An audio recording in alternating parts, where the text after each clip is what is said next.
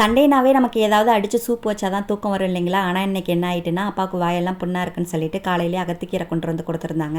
எனக்கு தண்ணி சாறு ரெடி பண்ணி கொடு அப்படின்னு சொல்லிட்டு, அதனால் அவங்களுக்கு ரெடி பண்ணி கொடுத்துடலான்னு சொல்லி காலையிலே ரெடி பண்ணி கொடுத்துட்டேன். எங்கள் வீட்டுக்கு எய்த்த வீட்டில் வந்து மீன் குளம் வச்சுருக்காங்க. அதில் மீன் பிடிக்கிறதுக்கு ஆள் வந்திருந்தாங்க. அதுவும் ஃப்ரெஷ் மீனாக இருக்கும், நல்லா டேஸ்ட் வேறு சூப்பராக இருக்கும் இல்லைங்களா. அதனால் அவங்கள்ட்ட சொல்லியிருந்தேன், மீன் பிடிச்சிங்கன்னா கொடுங்க அப்படின்னு சொல்லி அவங்களும் கொடுத்து விட்டுருந்தாங்க. நாமளும் மீன் குழம்பை ஸ்டார்ட் பண்ணலாம்னு சொல்லி ஸ்டார்ட் பண்ணிட்டேன். இப்போலாம் நான் மீன் குழம்புக்கு ஒரு சீக்ரெட் யூஸ் பண்ணுறேன். அது என்ன அப்படின்றத சொல்கிறேன். ஃபஸ்ட்டே வந்து மீன் குழம்புக்கு எல்லாத்தையும் ரெடி பண்ணிவிட்டு சட்டியில் சேர்த்து நல்லா கொதிக்க விட்டுருங்க. பாதியாக சுண்டி வந்ததுக்கப்புறம் அதில் மீனை சேர்த்து மீனும் நல்லா வெந்து வர அளவுக்கு கொதிக்க விடுங்க. அதுக்கப்புறமா ஃபைனலாக தான் வந்து நம்ம தாளிப்பு சேர்க்கணும். நல்லெண்ணெயில் வெந்தயம் சேர்த்து பொரிஞ்சதுக்கப்புறம் நிறையா சின்ன வெங்காயத்தை கட் பண்ணி சேர்த்து நல்லா கோல்டன் ப்ரௌனாக வர அளவுக்கு ஃப்ரை பண்ணிவிட்டு அதுக்கப்புறமா குழம்புல சேர்த்து மூடி போட்டு விட்டுருங்க.